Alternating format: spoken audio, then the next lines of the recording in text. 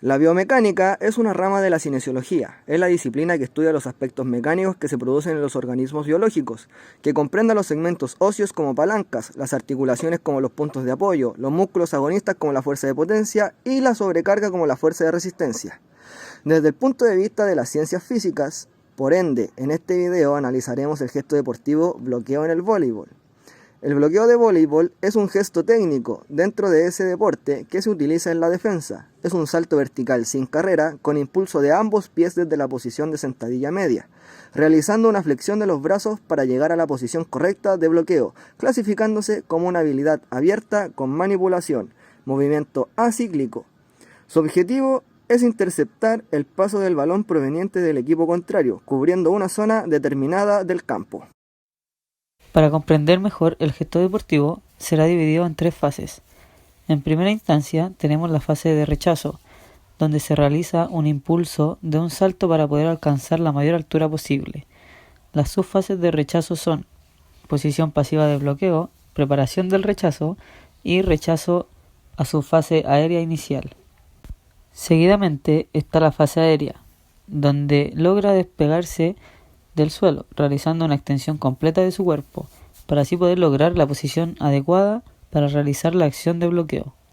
Las subfases de la fase aérea son posición aérea inicial e hipertensión a la fase aérea final, bloqueo del balón y la posición aérea final a la posición de aterrizaje. Finalmente, la fase de aterrizaje. La o el ejecutor, luego de haber realizado el bloqueo, cae y tiene nuevamente contacto con el suelo. Sus subfases se divide en posición de aterrizaje a la posición final y la posición final del movimiento, es decir, la posición de descanso. En cada fase de este movimiento existen diferentes componentes biológicos que hacen posible la ejecución del gesto deportivo bloqueo del voleibol. Debido a esto, realizaremos un análisis acorde a las fases del movimiento.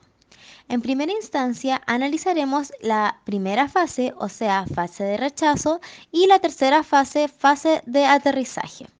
En ambas fases podemos apreciar la articulación atlanto-occipital que realiza un movimiento de extensión.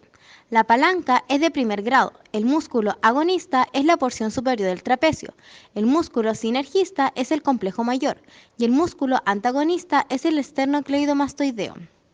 La articulación glenohumeral realiza un movimiento de extensión. La palanca es de tercer grado. El músculo agonista es el deltoides porción media. El músculo sinergista es el supraespinoso y el antagonista es el redondo mayor. En la articulación húmero-cubital realiza un movimiento de flexión. Su palanca es de tercer grado. El músculo agonista es el pronador redondo. El sinergista es el pronador cuadrado y el antagonista es el supinador corto. En la articulación radiocarpiana realiza un movimiento de extensión. Su palanca es de tercer grado. El músculo agonista es el primer radial externo. El sinergista es el extensor común de los dedos de la mano y el antagonista es el palmar mayor. En la articulación coxofemoral, esta realiza un movimiento de flexión. Su palanca es de primer grado. El músculo agonista es el glúteo mayor. El sinergista es el isquiotibial y el músculo antagonista es el psoas ilíaco. En la articulación femorotibial, esta realiza un movimiento de flexión.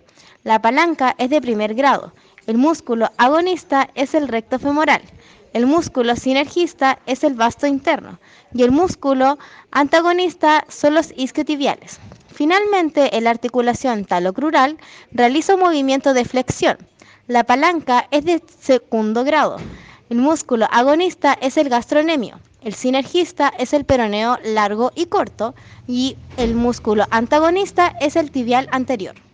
En la segunda fase, es decir, la fase aérea del bloqueo en el voleibol, analizamos que la articulación occipito-atloidea realiza un movimiento de flexión. Su palanca es de primer grado. El músculo agonista es el esternocleidomastoideo. El músculo sinergista es el recto anterior mayor y el antagonista es el trapecio porción superior. La articulación glenohumeral realiza un movimiento de flexión siendo una palanca de tercer grado. El músculo agonista es el deltoides anterior. El músculo sinergista es el coracobraquial y el antagonista es el deltoides posterior. La articulación húmero-cubital realiza un movimiento de extensión. La palanca es de primer grado. El músculo agonista es el tríceps braquial. El sinergista es el tríceps porción corta. Y el músculo antagonista es el bíceps braquial. En cuanto a la articulación mediocarpiana, realiza un movimiento de flexión. La palanca es de tercer grado. El músculo agonista es el palmar mayor. El sinergista es el palmar menor.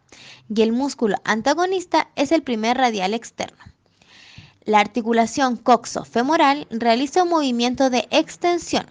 Es una palanca de primer grado. El músculo agonista es el glúteo mayor. El sinergista es el isquiotibial y el antagonista es el recto femoral. La articulación femorotibial realiza un movimiento de extensión siendo una palanca de primer grado.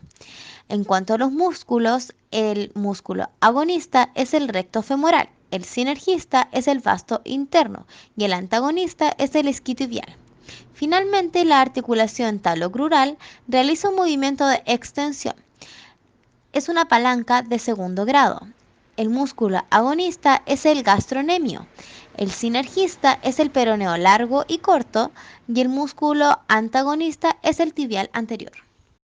Finalmente, comprendemos que el análisis de movimiento a través de la biomecánica nos ayuda a indagar y estudiar los tipos de movimientos que realiza el organismo para lograr un determinado objetivo.